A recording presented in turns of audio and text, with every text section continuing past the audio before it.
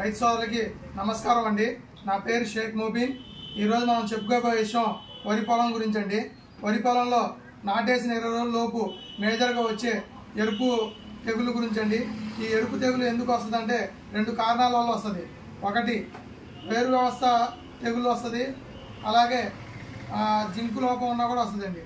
ఈ రెండింటిని మనం ఎలా కాపాడుకోవాలంటే ముందుగా మనం ఏదైతే కట్టలు వేసుకుంటామో అంటే యూరియా కానీ 20 కానీ ఆ కట్టల్లో 1 కేజీ భారత్ సెట్టిస్ కంపెనీ వాడిది రతన్ అనే ఒక మందు ఉంటుందండి.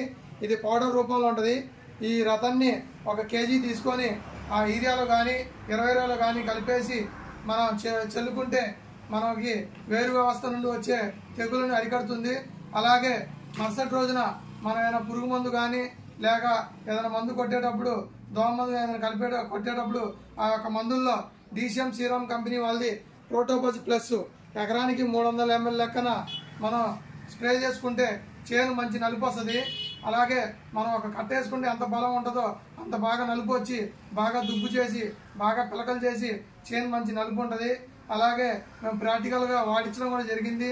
ఇది కొట్టిన వాళ్ళు చేను మా చేను బాగా వచ్చింది, మీరు సిఫార్సు చేసిన మందులు బాగా పనిచేసింది అని కూడా అన్నారు. అందువల్ల వాళ్ళు చెప్పిన రిజల్ట్ని బట్టి ఈ వీడియోని చేయడం జరుగుతుంది.